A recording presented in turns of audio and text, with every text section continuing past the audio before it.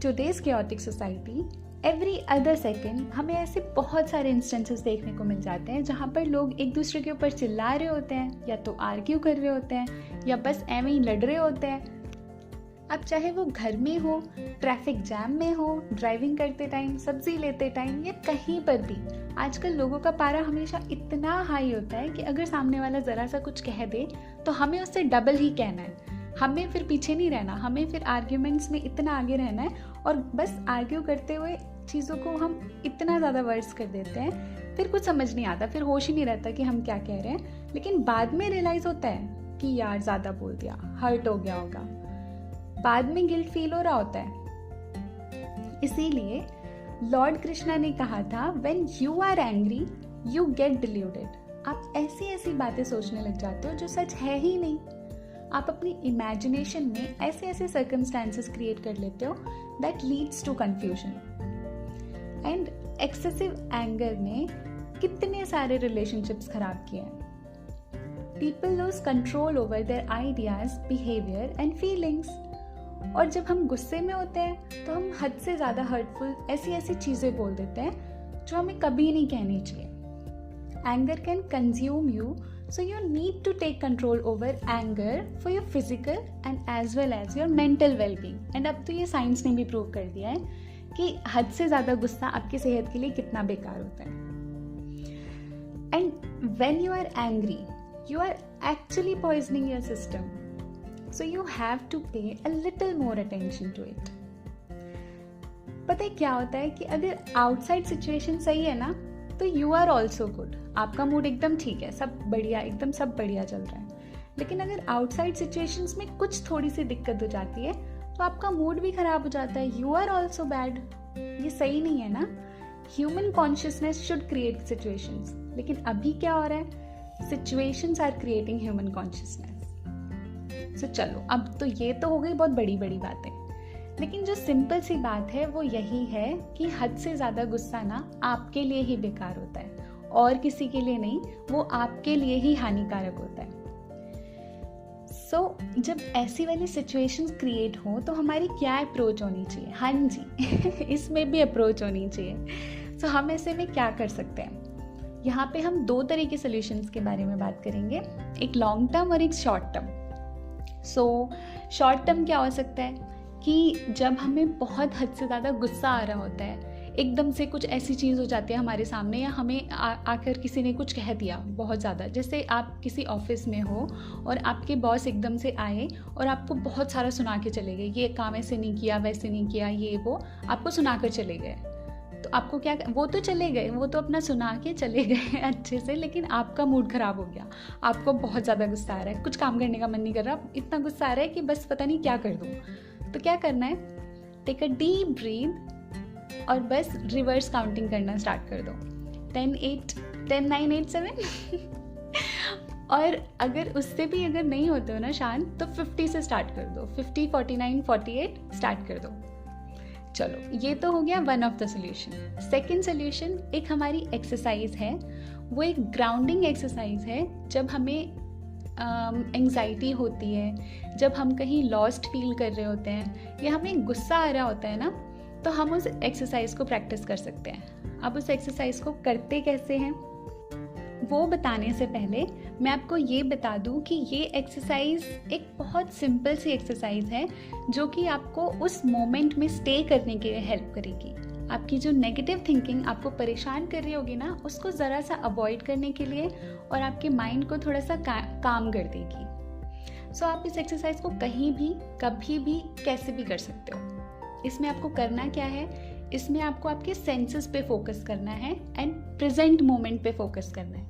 अब आप present moment पे कैसे फोकस करोगे, चलो एक बार आप मेरे साथ करना, देन आप जब भी ऐसी कुछ फीलिंग होगी आपके साथ में, जब भी ऐसा आपको गुस्सा आ रहा होगा, तब आप बाद में करना। ओके, सो स्टार्ट करते हैं। Take a deep breath, then slowly look at your surrounding and find 5 things जिन्हें आप देख सकते हो।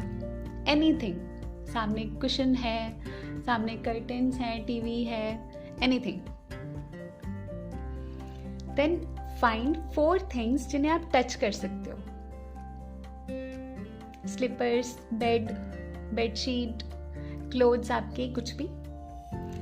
देन फाइंड 3 वॉइसेस जिन्हें आप सुन सकते हो. वॉल पे लगी हुई क्लॉक, टिकटॉक, ट्रैफिक का नॉइज, बर्ड्स की चर्पिंग, एनीथिंग. देन 2 चीजें जिन्हें आप स्मेल कर सकते हो. अगर आपके पास बारिश हो रही होगी तो मिट्टी की खुशबू, नहीं तो खाने की खुशबू आ रही होगी, एनीथिंग. कोई भी 2 चीजें जो आप स्मेल कर सकते हो. देन फाइनली 1 इमोशन जो आप उस टाइम पे फील कर रहे हो. इस एक्सरसाइज से आप खुद को प्रेजेंट में फील करोगे एंड थोड़ा सा आपका जो माइंड है ना वो बाकी की चीज़ों से डाइवर्ट होके प्रेजेंट में लग जाएगा. सो आपको ये एक्सरसाइजेस तब करनी है जब आप लॉस्ट फील कर रहे हो, या आपको गुस्सा आ रहा हो, या फिर आपको एंग्जाइटी हो रही हो. सो कुछ हद तक आपका काम कर देगी एक्सरसाइज. देन हम आते हैं दूसरे वाले सॉल्यूशंस पे. अब उसमें जो फर्स्ट वाला है वो है बहुत ही सिंपल, लेकिन हाँ बहुत ही डिफिकल्ट भी है. First is be quiet. अगर सामने वाला कोई भी आर्ग्यूमेंट कर रहा है ना, देन यू जस्ट बी काम एंड उस हीटेड मोमेंट पे आपको कुछ नहीं कहना. बिकॉज अगर उस टाइम आप भी स्टार्ट हो गए तो भूल जाओ कि कुछ कंक्लूजन निकलेगा. एंड अगर तब शांत रहे तो आप बाद में जो आपको रिग्रेट होने वाला था ना उससे बच जाओगे. एंड सामने वाले को रीजन ही नहीं दोगे कि वो फर्दर फाइट कंटिन्यू करे, तो वो भी अपना बोल बाल के आराम से चुप हो जाएगा. Of course you will say जो जायज है, जो आपको कहना है, लेकिन थोड़ा सा वेट करके, थोड़ा सा सोच के, then open your mouth and make your points clear. And as we know already, the best time to clear out any confusion is when our mind is settled. अगर आपका माइंड ही सेटल नहीं होगा तो आप क्या बोल रहे होगे आपको कुछ होश ही नहीं होगा. आपका अगर माइंड काम ही नहीं होगा तो बस आप बोलते चले जाओगे और उसका कुछ सर पैर ही नहीं होगा, कोई मतलब नहीं निकलेगा उसका. सो पहले अपने माइंड को सेटल करो एंड देन ज़रूर बोलो, अपने पॉइंट्स को क्लियर ज़रूर करो.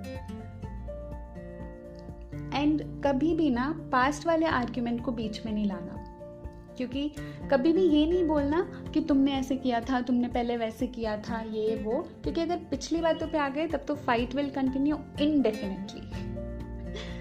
एंड यस, मोस्ट इम्पॉर्टेंटली, अगर कोई आपके साथ रूडली बिहेव करता है ना, देन आपको उससे इफेक्टेड नहीं होना है. हाँ जी, बिल्कुल मुश्किल है, बहुत मुश्किल है, मैं मान रही हूँ. अगर कोई सामने वाला रूडली बिहेव करता है तो आपसे कंट्रोल नहीं होता है, लेकिन फिर भी ये बहुत ज़रूरी है कि आपको उससे इफेक्टेड नहीं होना है. Because what they think doesn't define you. और अगर आपने उस टाइम पे कंट्रोल कर लिया ना, तो ये आपको किसी भी सिचुएशन में ओवर रिएक्ट करने से प्रोटेक्ट कर सकता है. क्योंकि अगर ओवर रिएक्ट कर दिया तो फिर मुश्किल हो जाएगी. तो इसलिए कोई बात नहीं, कंट्रोल करो. And drink water. जब आपको लगे ना कि I am getting angry, so hold on, पानी पी लो. उससे थोड़ा सा ना माइंड को प्रोसेस करने के लिए टाइम मिल जाएगा. एंड आपके माइंड को थोड़ा सा टाइम मिल जाएगा कि वो खुद को काम कर ले. And yes, you can also isolate your self. If this type of situation arises ना, rather than reacting, you better isolate yourself. And हमेशा एक रिलैक्स्ड माइंडसेट अपना मेंटेन करना है. कभी भी ना लाइफ को हद से ज़्यादा सीरियसली नहीं लेना, ना ही लोगों के वर्ड्स को, क्योंकि लोग बस बोल देते हैं. ऐसे बहुत कम लोग होते हैं जो बोलने से पहले थोड़ा बहुत सोचते हैं. सो ध्यान ही नहीं देना. क्यों ध्यान देना है? वो बोल बाल के चले गए, अपना हो गया, उन्होंने नहीं सोचा बोलने से पहले, तो आपको क्यों सोचना है इतना? आप क्यों अपना ओवर थिंकिंग कर करके टाइम वेस्ट करोगे और क्यों अपना मूड स्पॉइल करोगे? सो जस्ट छोड़ दो, जहाँ पे वो बोल कर गए हैं छोड़ दो, खत्म करो. And share with loved ones. जिनसे भी आपको बात करके कंफर्टेबल फील होता है ना, मेक अ कॉल. अब वो चाहे जो भी हो, your parents, your friends, your siblings, and share how you are feeling. उससे आपको बहुत बेटर फील होगा. Maintain your calmness and healthy thinking. Avoid unnecessary thinking, क्योंकि अननेसेसरी थिंकिंग करके तो आपका माइंड ना पूरा टॉक्सिक ही बन जाता है. उससे कुछ फ़ायदा नहीं होता, उससे बहुत आपका बल्कि नुकसान ही होता है. सो अननेसेसरी थिंकिंग बिल्कुल भी नहीं.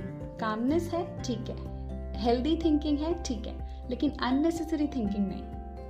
और जब आपका माइंड एकदम काम होगा, then only solve your problems. उससे पहले अपनी प्रॉब्लम्स के बारे में सोचना भी नहीं है, क्योंकि अगर उस टाइम पे, अगर उस हीटेड मोमेंट में आपने अपने प्रॉब्लम्स के बारे में सोचा, तो आप अपनी प्रॉब्लम्स और ज़्यादा बढ़ा दोगे, उनको कम नहीं करोगे. सो जब आप बिल्कुल एकदम शांत हो जाओ, then only solve your problems. उससे पहले तो सोचना भी नहीं. So yes, I am done here. Choose any method which works for you. Okay? And just be calm, be sorted, be present in real moment, and thank you so much.